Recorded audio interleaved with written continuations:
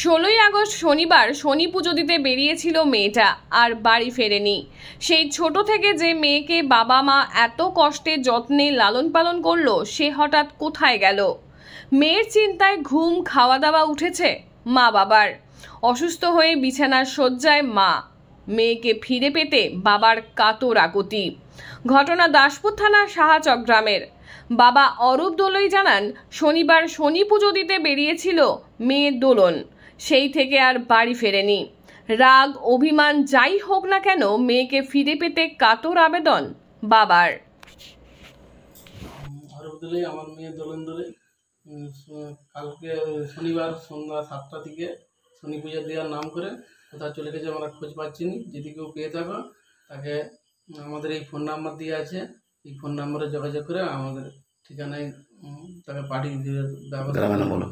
হ্যাঁ, গ্রাম সাহাচক, post office ভূতা, থানা দাসপুর, পশ্চিম মেদিনীপুর, সাহাচক কুন্দলাখাই বাড়ি আমাদের।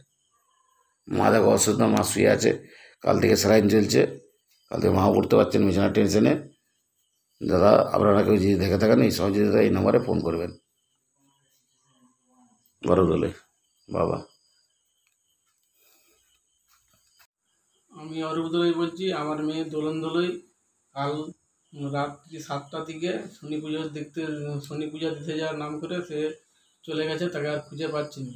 যদি কেউ পেয়ে থাকো আমাদের সেই নম্বর দেওয়া আছে, এই নম্বরে যোগাযোগ করে একটু খবরটা জানান। মেয়ের নাম কি? দোলন দোলই।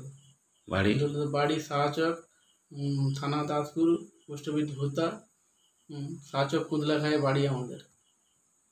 মা দেখো উঠতে পারছেন না বেচারি, কাল থেকে যে উঠতে পারছেন, মেয়ে চলে গেছে তার টেনশন, বাবা উঠতে পারছেন না।